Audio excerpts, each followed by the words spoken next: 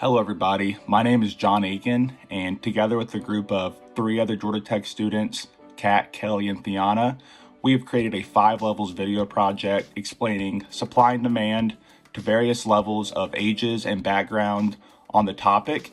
For those who don't know, supply and demand is basically a model that shows how prices are set in a free market capitalistic society. Pretty much talking about what makes a price go up, what makes a price go down, what makes a quantity demanded or supplied of it, various different things. And throughout this video, you'll hear us explaining at different levels to different people that have different understanding. And we really hope that anybody watching this can also take something out of it and learn a little bit more. My name's Kelly Vestal, and this is Katie Vestal, and today I'm going to be interviewing her on an economics model called the supply and demand model. Katie, do you know what economics is? Yes. Can you give me a short definition of what you think economics is? How people spend or produce money. Very good. Economics is just like what you described. It's a science that studies the production, distribution, and consumptions of goods and services. So basically how people want to spend their money and what people will produce that people will spend their money on. Mm-hmm. Have you ever heard of the supply and demand model? No. Have you ever heard of supply and or demand? Yeah. Do you know their definitions in the context of economics? No. Okay, I'll give you a short definition for both these terms so you can better understand them. So in the supply and demand model, supply is the amount of product a seller is willing to produce or sell given the price of a product. So the higher the price of a product is, the more they are willing to sell or produce. Mm-hmm. Because they're going to make a higher profit. Mm-hmm. And demand in this model is the amount a consumer or purchaser is willing to purchase of a product given a certain price. So the lower the price goes on the product, the more a consumer is willing to purchase.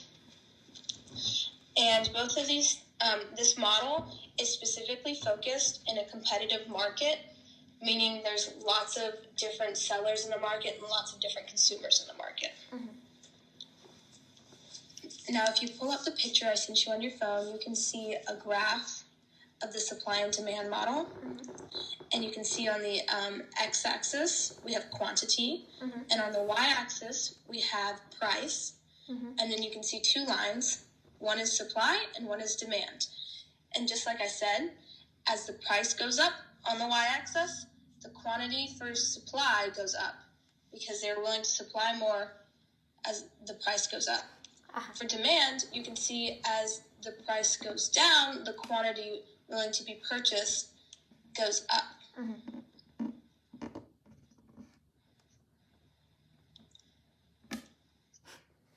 Wait, I want to quickly fix my seat. Okay.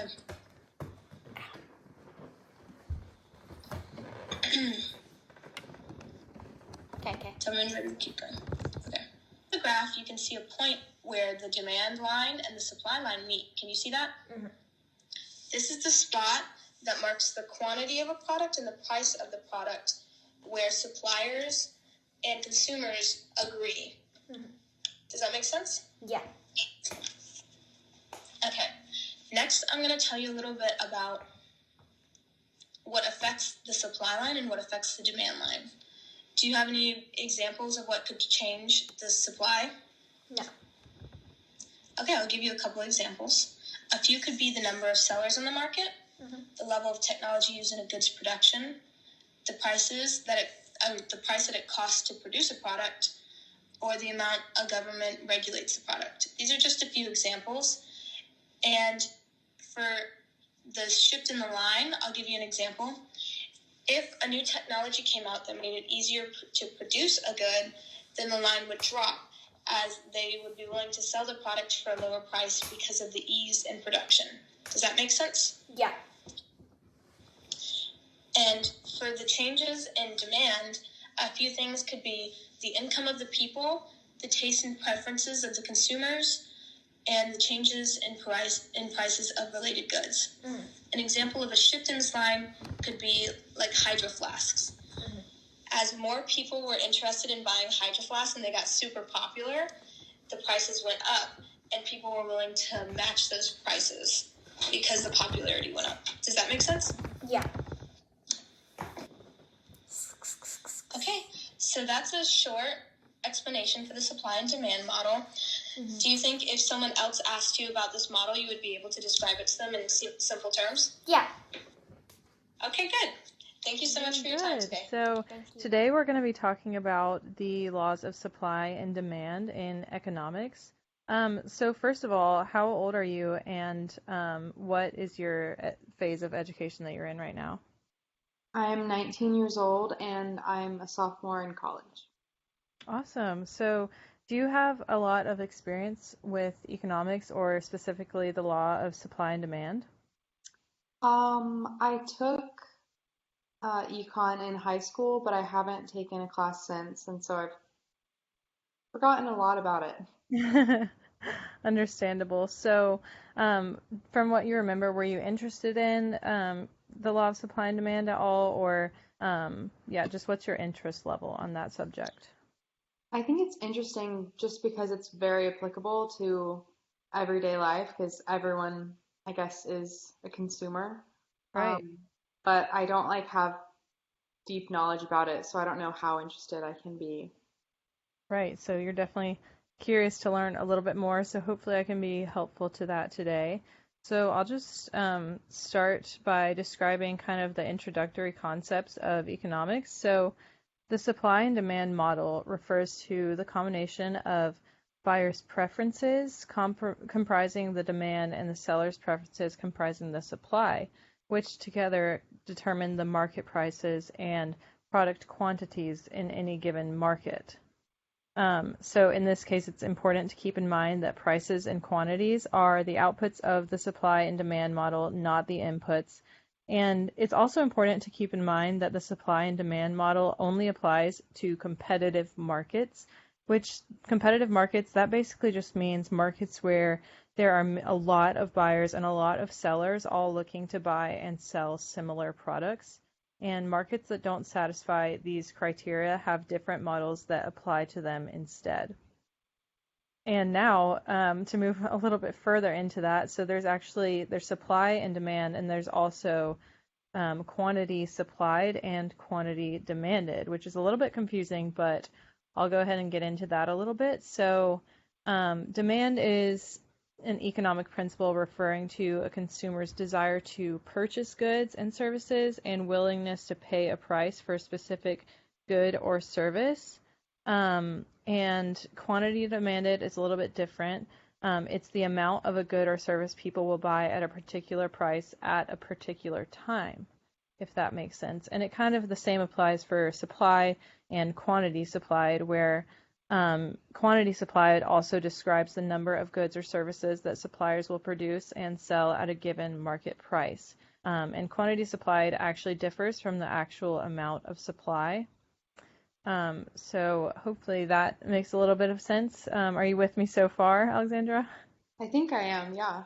I know it's a lot of information coming in, but hopefully it's making sense so far. And as far as factors that affect supply and demand, there are a lot of things, but just to mention a few, there's changes in non-price factors that will cause an entire supply curve to shift, and same applies for the demand curve. And quantity supplied and quantity demanded can be influenced by many factors, including the elasticity of supply and demand, government regulation, and changes in input costs. So yeah, there's just a lot of factors externally that can affect supply, demand, quantity supplied, quantity demanded, and also the the graphical model in general and the way that those curves can shift.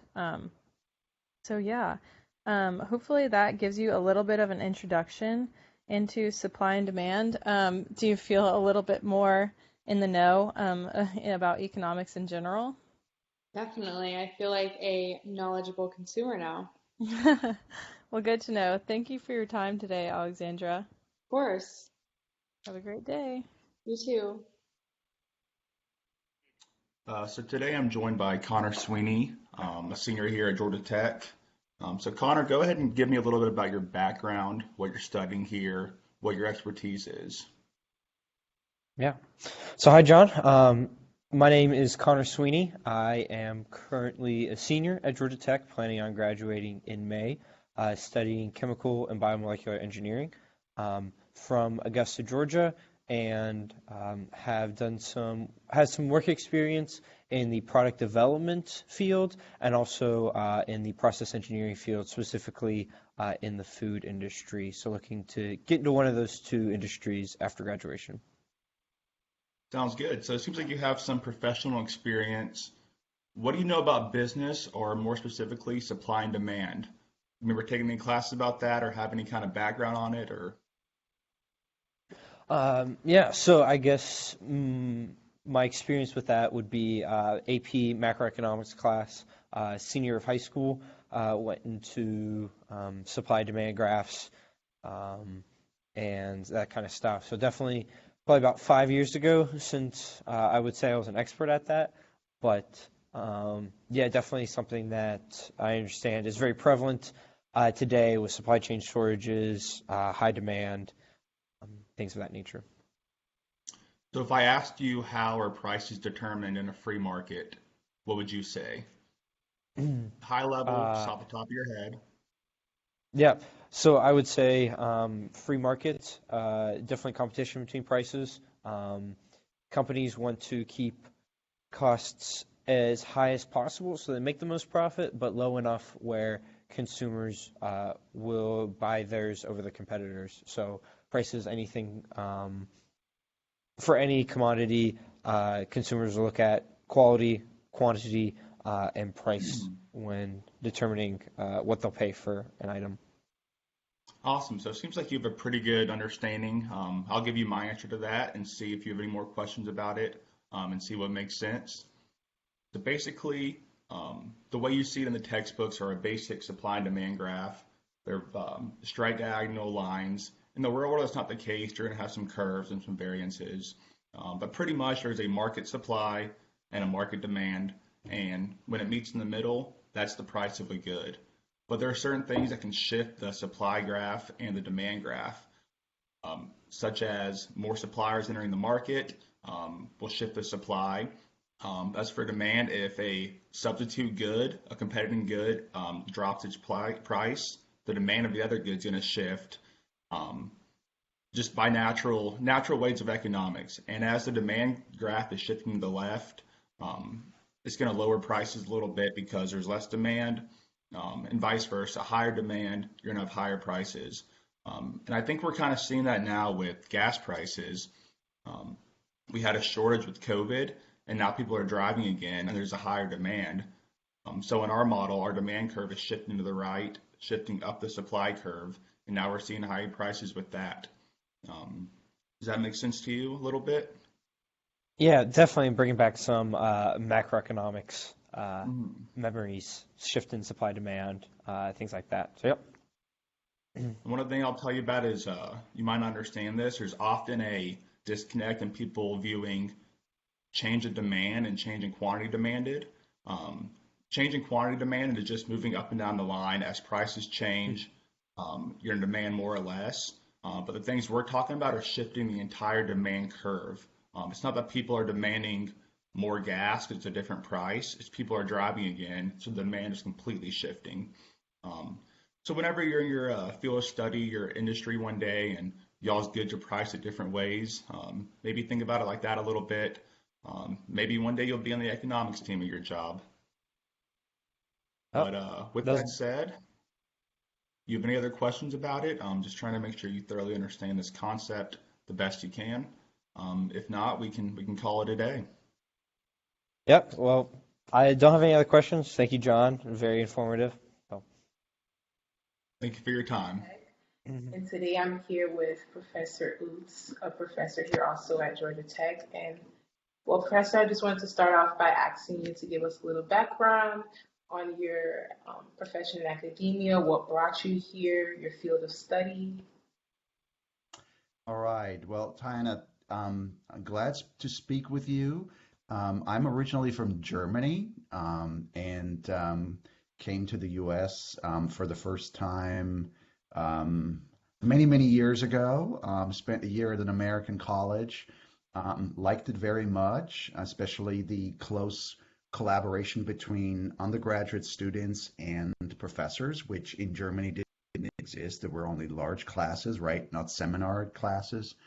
And so I decided that I wanted to come back. And then after getting my PhD back in Germany, I applied for jobs in the US and I ended up in the US, first in Iowa, then in Michigan. Then I went back to Germany for some years and then came back and finally ended up at Georgia Tech. My area of specialization is medieval studies. So everything pre 15.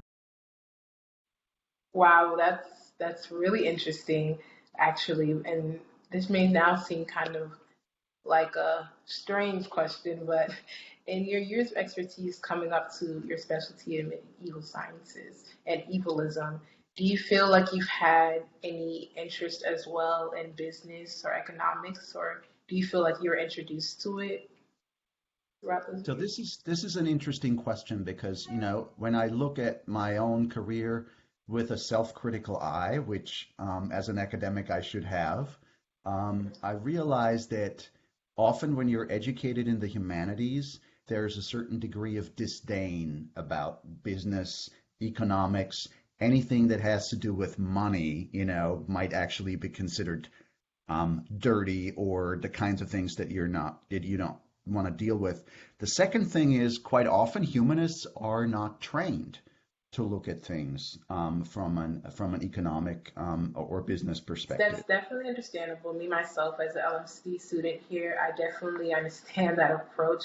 After taking a couple classes now, I can definitely say this whole idea of just business and economy, the marketplace, it kind of has some sort of like a negative hue on it when embracing it. But throughout my classes too, in my general ed classes, I've gotten more introduction into it. And when introducing economy, depending on how we see it, especially with supply and demand, I feel like Hmm. seeing, very differently, we definitely have, so when explaining supply and demand, like I feel like the most important aspects are when it comes to like a graph. I feel like that's better. That's been the best way for explaining it for me, especially when it comes to the curves. Yeah. So for demand more specifically, so we basically have this demand curve, right? So in a demand curve, you basically see an inverse relationship between price and quantity, where it's between what consumers are willing to buy and basically how much it costs, and this is quantity demanded. And there's just a bunch of different reasons. More specifically, there's three main reasons for this law of demand. And it comes up a lot in economics, substitution. For example, like if a price goes up for one item, such as candy, more people may be more likely to buy ice cream instead now. We go away from this product. Or if there's an income effect, as the price goes up, people buy less because there's less purchasing power, and just because of their income, they might not be as readily available to buy this object. And there's also the law of diminishing marginal utility. So you consume more of this product, so over time you get less satisfaction. So if you're constantly eating ice cream, ice cream, ice cream, over time you may find yourself going away from it now, and that would cause a shift. But all these shifts change, like all these changes in price are along the demand curve. So even though I know you have a holistic perspective when it comes to demand, I just want to ask you, since most of this stuff that's affecting price happens along the demand curve, what do you think would happen that would cause it to shift, that would cause demand to shift from left or to right? So I'm going to pick my example from work I have done more recently. So I'm working as an associate dean for faculty development. So one of the things that I'm thinking about all the time is I'm charged to help colleagues at the school levels to hire best talent, right? Now, there is a certain number of individuals that will correspond to a job ad, right? And depending what area they're in, their market value may actually be quite different. My goal is to try and help bring in the right individuals that the schools need in order to deliver programs to you, right, as a student. This is one of the things that dawned on me, when I became an administrator. You have to know what the supply of individuals in that area is in order to write the job ad the right way. Also, you have to budget a different amount of money that you're willing to spend in order to get some individual that fits that description based on the market value and the supply. And this is where the humanities mind comes in, because immediately I'm thinking of human beings in terms of supply and demand. I shouldn't do that. That's sort of, almost an unethical thing to do. But it is the reality, right? My colleagues in interactive computing, they have a lot of people, when they hire somebody, Microsoft may be a competitor for that person, right? So that limits the supply they have, and they have to attach a different market value to how much they're willing to pay somebody like that, because otherwise that person's going to move to Microsoft, that person's going to move to Cisco, that person's going to move to Google. So what determines demand? Obviously, so in addition to what you talked about, substitution, people moving away from consuming something of which they have been consuming a lot or maybe too much. That happens in academia too, and in the job market, right? There's an overproduction, for example, there was until 5 to 10 years ago, an overproductions of PhDs, of doctoral degrees in English. So you had a lot of people with great qualifications, but the market was completely saturated. So there are these things that soften considerations that would be only based on economic considerations. Exactly, like these, I'm so happy you brought that up, especially since these shifters of demand, these are definitely the aspects that cause it to move left or right. It doesn't always just stay with the price market value. Exactly. And especially as you brought up with the supply curve as well, now you're introducing now a positive relationship with price and quality. So when you get with that, supply can be low, and you don't want it to be low. That makes less money. So then now you try to increase supply, but that also makes it, you have to produce more products. So an example with academia, you now have to maybe have higher criteria for your professors, your educators, you take into these other considerations, healthcare, insurance, and also there's outside factors as well, such as if there's like different studies on different colleges as well. This may also affect the shifting in the demand, because now, people have this sort of ideology that, you need to go to college in order to be, successful, have a successful career. And with this spreading, people want to be smarter. They want to be successful. So this also affects, the demand. It shifts it. It may go left, it may go right, depending on the direction of the article. These are all like shifters of supply, shifters of demand.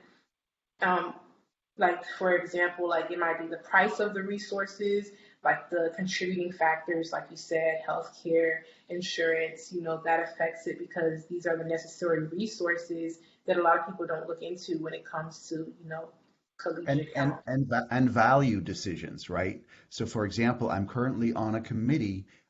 Georgia Tech is in the process of creating a new budget model.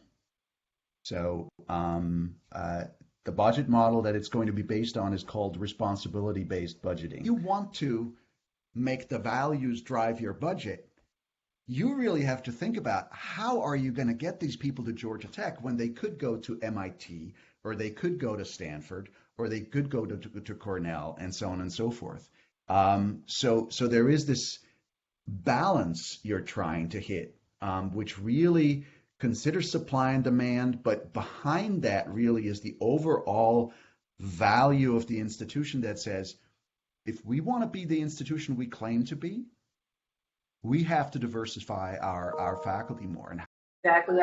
And that's a perfect example, when it comes to supply and like these shifters of supply, there's expectation, and when you have these sort of expectations that you have as a company or as an organization, a college, we think of these things like how will the price be affected, how will it fluctuate, and when you take into those expectations, whether the price will go up or not, you may hold back certain criteria or you may add certain criteria. right. So that with your values and picking whether or not we can afford to get more of these more people of color in these higher places in order to increase this level of people going into these PhDs, and then that affects whether or not the graph goes left or the quantity of supply goes right.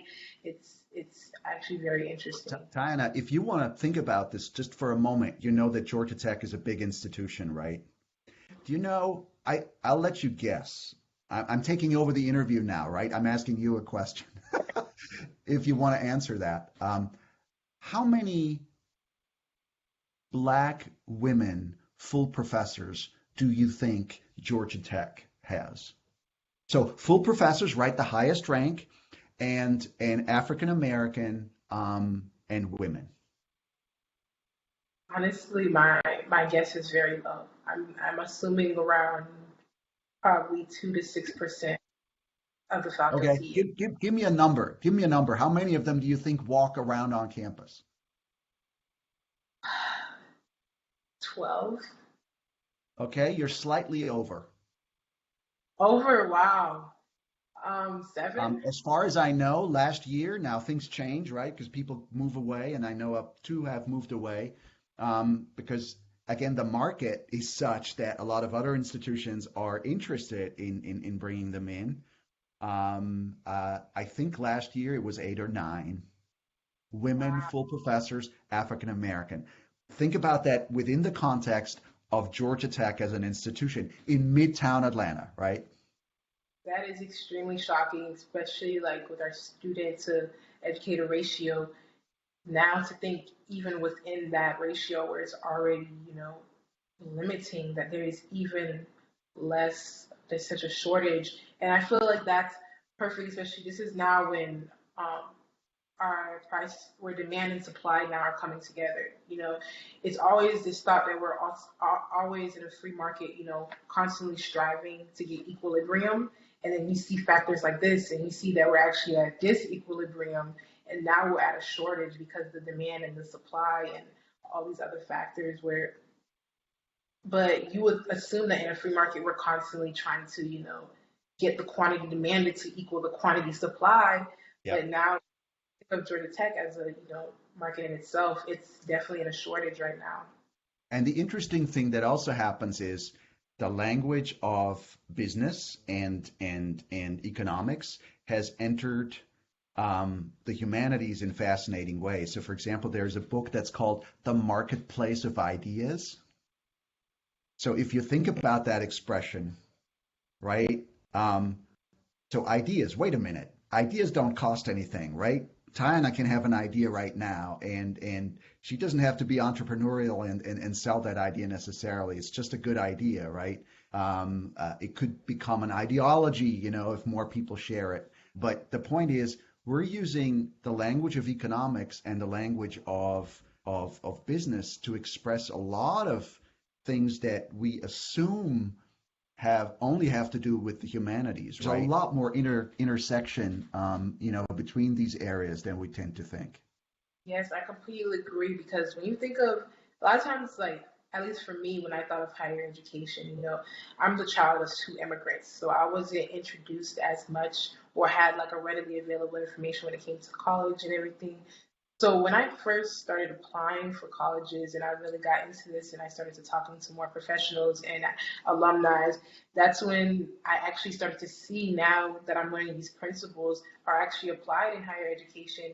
And at first I didn't think of it, but higher education really is a business, and it has its own marketplace, applies its own principles, at least most of them, of supply and demand, for like for example, like college is in high in demand, and when you have so many students applying, like I'm sure as a, as you work in advisement and a dean here at Georgia Tech, we can be more selective. Just like schools can be more selective about who they accept now because they have such a demand, especially at such a prestigious school like Georgia Tech. I'm sure that's the case. And the fact that these schools are in such high demand, it means that they might not really have to offer as much incentives for students to attend. And Absolutely.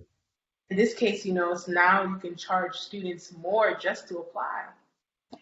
So as acceptance rates are decreasing, we see smaller amounts, the cost of these colleges are increasing. And They that's the they they they they are, and with Georgia Tech, obviously Georgia Tech has a lot of income that a lot of people don't know about. That's income through research, right? Through external grants, through large corporations working with faculty at Georgia Tech, because otherwise we couldn't keep the price of our degrees where it is, because compared to other states, degrees in Georgia are actually relatively, I'm saying relatively, relatively low, and you're getting good return on investment. There it is again. We're even with academic degrees, we're talking about return on investment. I love that. I love that we can constantly keep these concepts in our mind in different aspects. You don't always have to keep it so generalized, especially with economics. We think we can only look at it And in one field. and sometimes we throw out all those market considerations because what we're talking about is so central, right? So valuable that we don't care. We don't even want to know. Um, but it's always good to have somebody in the background, this little voice that says, wait a minute, if you're investing this much over here, you may not have enough left over there. Maybe you have All enough right. left. Thank you so much. You're welcome. Have a wonderful weekend, Tiana. You as well. So that's all for our video. We appreciate you watching and really hope you learned a little bit about supply and demand. Kind of also saw how it actually relates to real life issues we're facing right now, and how it also relates to other areas outside of business. It's all around us all the time. And next time you're at the grocery store and see the price of a good, I hope you kind of stop to think about why it may be that price or what market factors may affect it. But overall, thank you for watching and hope you learn a little bit.